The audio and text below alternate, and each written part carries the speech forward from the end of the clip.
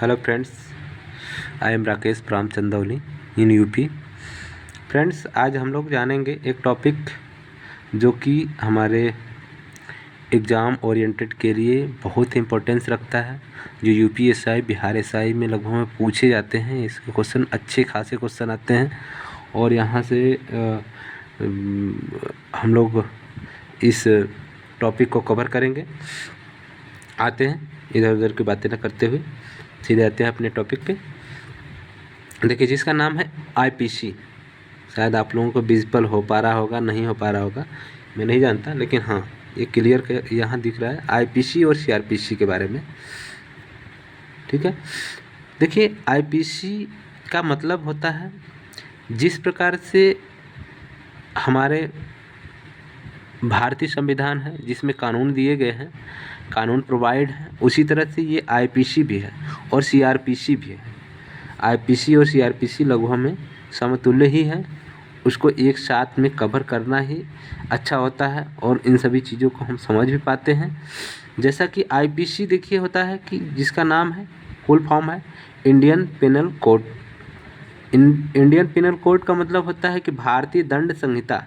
संहिता का मतलब यहाँ होता है कानून। कानून जैसे देखिए, हम लोग अगर हिंदी में अगर जानेंगे तो भारतीय दंड संहिता कहेंगे, अंग्रेजी में कहेंगे तो शॉर्ट नेम है उसका आईपीसी, इंडियन पिनल कोड। देखिए, हम लोग अधिकतर मूवी में भी देखते हैं, उसमें देता है IPC Indian penal code section 302 के अंतर्गत फला फला फला व्यक्ति को दोषी करार पाते हुए उन्हें मौत की सज़ा सुनाई जाती है, ऐसा कुछ कहता है मूवी में। और उसे अगर हम लोग कहीं कहीं आप लोग देखते होंगे कि किसी मूवी में ऐसा भी कहता है, ताजी रहते हिंद 300 दफ़ा 2 के तहत फला को मुजरिम करार दिया जाता है तथा 5 साल की कड़ी सज़ा सुनाई जाती है। ठीक है, तो वही चीज़ें हैं आईपीसी। ठीक, आईपीसी और सीआरपीसी। देखिए, आईपीसी का नाम इस समय क्या 2024 से नाम उसका चेंज हो चुका है बीएनएस। हालांकि अब आएगा तो बीएनएस ही आएगा, लेकिन छोटी छोटी चीज़ें आईपीसी से भी पूछे जाएंगे ये कि आईपीसी का लागू वर्ष कौन सा था, तो 1860 है और 1 जुलाई 2024 से इसका नाम बीएनएस हो गया है। उसी तरह सीआरपीसी 1 जुलाई 2024 को बीएनएसएस भारतीय न्याय सुरक्षा संहिता, ये इसका नाम हो गया है। और आईपीसी का शॉर्ट नेम होता है कोड ऑफ क्रिमिनल प्रोसीजर। देखिए, इसमें क्या होती हैं कि ये प्रक्रिया दी गई होती है ना, भारतीय दंड संहिता से संबंधित ये प्रक्रिया होती है कि इन कानून को चलाने के लिए इसमें प्रक्रिया क्या होनी चाहिए, इसके प्रोसीजर क्या होने चाहिए, उन सभी चीज़ों के बारे में इसमें दिया रहता है। तो आप लोगों में समझ चुके होंगे आईपीसी और सीआरपीसी में लगभग में अंतर क्या है, छोटी छोटी। ठीक है, और इम्पोर्टेंट फैक्ट, इसके फैक्ट क्या क्या है आइए जानते हैं। अच्छा, पहले जान लेते हैं कि जैसे उसमें होता है भारतीय कॉन्स्टिट्यूशन में, भारतीय संविधान में, जिसमें कि हम लोग अनुच्छेद आर्टिकल पढ़ते हैं, उसी तरह इसमें भी देखिए दिया रहता है आर्टिकल अर्थात धाराएं। इसमें ऐसा दिया रहता है 511 धाराएं होती हैं। ठीक है, उसी तरह जैसे ये है भारतीय कॉन्स्टिट्यूशन, उसी तरह इसमें भी। ठीक है, 511 धाराएं होती हैं। हालांकि अब बीएनएस में, वो हम बाद में टॉपिक उसको पूरा करेंगे, बीएनएस में उसकी धाराएं चेंज हो चुकी हैं, बढ़ी होंगी, घटी होंगी, उन सभी चीज़ों के बारे में बाद में जानेंगे। ठीक है, और आते हैं। ठीक है,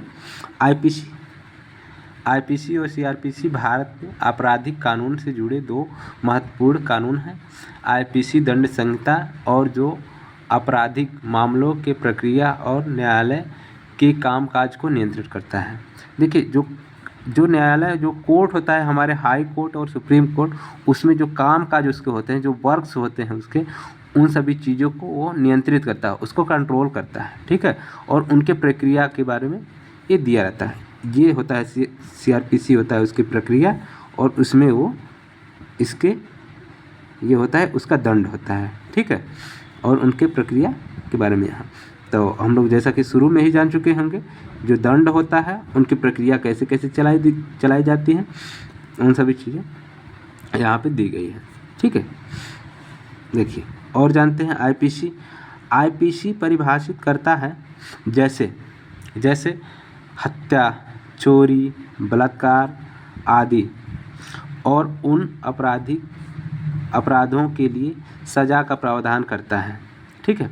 जैसा हम पहले भी बता चुके होंगे आपको कि उसके सज़ा का प्रावधान है। धाराएं कितनी हैं?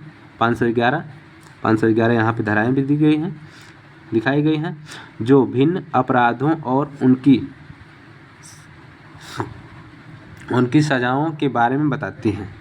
जो विभिन्न अपराधों, जैसे कई प्रकार के हैं अपराध, हत्या हो गया, चोरी हो गया, रेप हो गया, ये सब चीज़ें उनकी सज़ाओं के बारे में बताती हैं, ठीक है।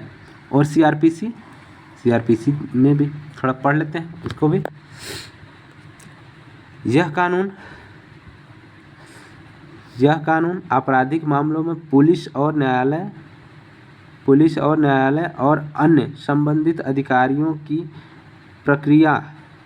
प्रोसीजर जो होता है और शक्तियों को निर्धारित करता है।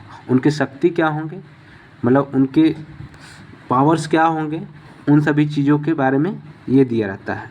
हमने कोई मर्डर कर दिया, हमने कोई ऐसा जुर्म कर दिया जिसमें कि अगर उनके सज़ा के बारे में अगर हमको प्रावधान कराना है हमारे लिए, तो उन सभी प्रक्रियाओं के बारे में यहाँ पे हम लोग जानते हैं इन कानून में, ठीक है, सीआरपीसी में, ठीक है। और उनकी शक्ति क्या होंगे, उनके पावर क्या होंगे, वो निर्धारित करता है, ठीक है। नेक्स्ट पॉइंट इधर से आते हैं। देखिए उन्हीं में सीआरपीसी में ही है, इसे 1973 में पारित किया गया था। देखिए एग्जाम ओरिएंटेड में यहीं से चीज़ें पूछता है। हालांकि अब वो सीआरपीसी है ही नहीं तो पूछेगा क्या, पूछेगा तो यहीं पूछेगा ना कि उसे कब लागू किया गया था, कब पारित किया गया था। 1973 में सीआरपीसी को 1973 में पारित किया गया था।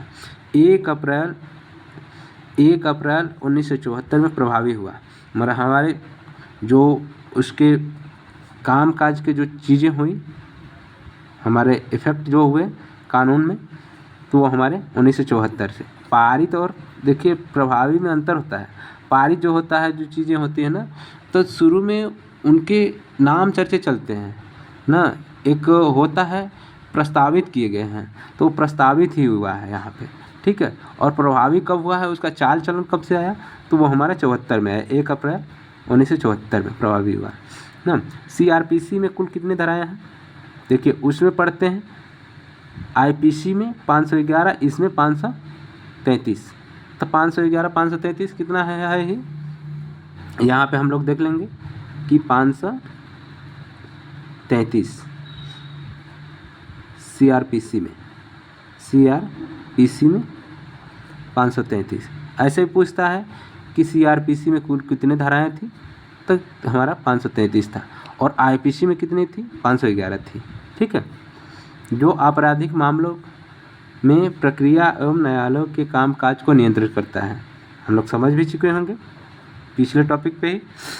और देखिए अब आते हैं इधर, देखते हैं आईपीसी और सीआरपीसी के बीच अंतर, उसके डिफरेंट क्या है, उन सभी चीज़ों के बारे में जानते हैं, ठीक। इत्मीनान से ये सब टॉपिक पूरा करते हैं हम लोग, बिल्कुल आराम से, ठीक है। आईपीसी एक वास्तविक कानून है। आईपीसी जो है ना, एक वास्तविक रियल कानून है जो अपराधों की परिभाषा और सज़ा का प्रावधान करता है, ठीक है। जबकि सीआरपीसी प्रक्रियात्मक कानून है जो आपराधिक मामलों में प्रक्रियात्मक कानून है जो आपराधिक मामलों में प्रक्रियाओं का नियंत्रण करता है, उसका कंट्रोल करता है। देखिए आईपीसी जो होता है ना, मैं फिर से बता दूं कि आईपीसी जो होता है एक वास्तविक कानून है, वास्तविक मतलब रियल ही कानून है, जो कि 1860 से ही चलते आया है आज तक, लगभग में 2024 तक भी था ये। हमारे हमारे सोसाइटी में ऐसा कुछ था, हमारे देश में ये लागू था। हालांकि उसका नाम अब चेंज भी हो चुका है, आप लोग देख भी चुके होंगे। आप लोग बाद में भी उसको पढ़ेंगे, समझेंगे। तो ये परिभाषा, जो अपराधों की परिभाषा, देखिए ये फैक्ट हम लोग जानते हैं अपराध क्या क्या होते हैं। भाई हम सब लोग तो नहीं जानेंगे कि अब ये अपराध है कि है क्या चीज़, वो देखिए वो आईपीसी में ही लिखा रहता है वो चीज़ें कि अपराध किसे कहते हैं, कौन सा। जैसे मान लीजिए हमने मर्डर कर दिया, तो हमने मर्डर किया है, क्या चीज़ से किया है, कोई और व्यक्ति है, थर्ड पर्सन है या सेकेंड पर्सन है या खुद हम हैं, उसकी परिभाषा इसमें दिया गया है। और किसे कहेंगे, किसे दोषी करार दिया जाएगा, इन सभी चीज़ों के बारे में यहाँ पे आईपीसी में दिया रहता है। ठीक है, परिभाषा उसकी दी रहती है ना, क्या ये सच में है या गलत है ना, उन सभी चीज़ों को ये डिसाइड करता है आईपीसी। और सज़ा का प्रावधान करता है, उसमें सज़ा का प्रावधान करता है, जबकि सीआरपीसी एक प्रक्रियात्मक कानून है, जो प्रोसीजर है, जो आपराधिक मामलों में प्रक्रियात्मक कानून को नियंत्रण करता है, मामलों में प्रक्रियाओं को नियंत्रण करता है। ठीक है, नियंत्रित करता है, अलग कंट्रोल करता है, ऐसे भी हम लोग समझ लेंगे। ठीक है, आईपीसी अपराधों को परिभाषित करता है। आईपीसी किसको परिभाषित करता है? अपराधों को। अपराध क्या होते हैं उन सभी चीज़ों के बारे में बताता है। किसे कहते हैं अपराध, क्या होता है अपराध, उसकी डिफाइन क्या होती हैं, कैसे उसे सिद्ध किया जाएगा, तो आईपीसी के बारे में वो सब लिखा है, उसके कानून। ठीक है, जबकि सीआरपीसी उन्हें कैसे जांचा जाता है ना, कैसे वो जांच कर सकता है, जांचा कैसे जाएगा, वो सीआरपीसी के बारे में दिया है, सीआरपीसी में दिया गया है। ठीक है, कभी कैसे अभियोजन चलाना है, किस प्रकार से उस पर चलाना है ना, मुकदमा या उसे केस दायर कैसे कर सकते हैं, उन सभी चीज़ों के बारे में इसमें दिया है। किसमें? सीआरपीसी में। ठीक है, और कैसे उनका मुकदमा चलाया जाएगा, वही चीज़ें हैं, इसके बारे में बताता है। ठीक, हालांकि बीच के टॉपिक थोड़ा सा यहाँ पे एरर हो गया था, आप लोग समझ लीजिएगा, फिर से देख लें, ध्यान से बिल्कुल देख लें। ठीक है, ये चीज़ें यहाँ पे 2 बार लिख दी गई है, हालांकि हम पहले से ही लिख दिए हैं ताकि हमें कंफर्टेबल हो आप लोगों को समझने में और हमारे समझाने में भी। ठीक है, अच्छा नेक्स्ट पॉइंट, इधर थोड़ा सा बस और टॉपिक।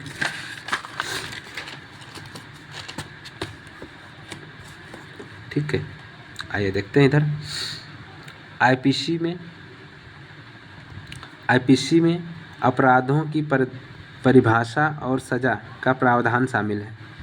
हमने बता ही दिया था आईपीसी में क्या होता है, उसकी परिभाषा, उसकी डिफाइन क्या है, किसे कहेंगे अपराध और उसकी सज़ा किस हिसाब से देंगे, वो हमारा आईपीसी में है। जबकि सीआरपीसी में आपराधिक मामलों में पुलिस, न्यायालय और उससे संबंधित अधिकारियों की शक्तियों और प्रक्रियाओं का उल्लेख है ना। हमने बताया भी था सीआरपीसी में क्या है, तो उसके पावर होते हैं ना, कैसे कैसे चलाया जाएगा, उसकी प्रक्रिया क्या क्या होंगी, उसके प्रोसीजर क्या क्या होंगे, प्रोसीजर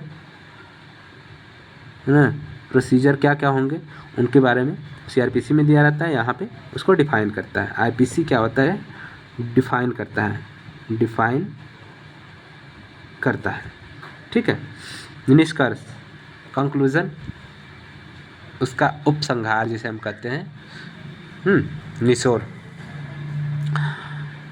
निष्कर्ष में आता है, कंक्लूजन में आता है कि आईपीसी और सीआरपीसी भारत में आपराधिक कानून के दो महत्वपूर्ण कानून हैं, दो इम्पोर्टेंट, एक लीगल है, कानून है,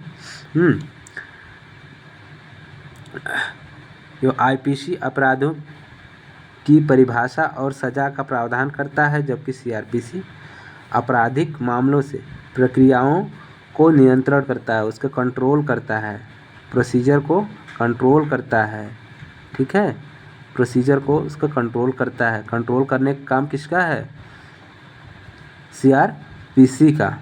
और ये कानून अपराधों का डिफाइन करने का काम किसका है? आईपीसी का। तो हम लोग ऐसे जान लेंगे कि आईपीसी का काम, शॉर्ट में आईपीसी का जो काम होता है, हमारा कोई अपराध हमने कर दिया, उसको डिफाइन ये करेगा कि अपराध है कि नहीं, अपराध माना जाएगा कि नहीं, अपराध माना जाएगा कि नहीं, ये डिफाइन ये करता है आईपीसी। और उसका प्रोसीजर, उसके प्रक्रिया, अगर अपराध आपने कर दिया तो उसके प्रक्रिया कैसे होंगी ना, कैसे चलेंगी उसकी प्रक्रिया ना, उसे कैसे दिया जाएगा उसको दंड ना, उसके कैसे कैसे नियम कानून होंगे, तो उन सभी चीज़ों के बारे में यहाँ पे सीआरपीसी में, सीआरपीसी, ठीक है, सीआरपीसी में आपराधिक नियंत्रण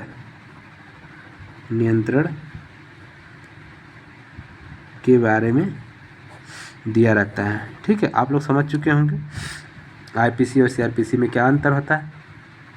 हम लोग शुरू से भी जान लेंगे छोटी छोटी बातें उसमें। आईपीसी के बारे में देखिए, ऊपर की बातें, इसको अब हम लोग बीएनएस के नाम से जानते हैं, और इसमें सीआरपीसी को बीएनएसएस के नाम से जानते हैं। हालांकि इसका नाम होता है भारतीय न्याय संहिता, भारतीय 20 से भारतीय न्याय संहिता, आप लोग नोट डाउन भी कर सकते हैं।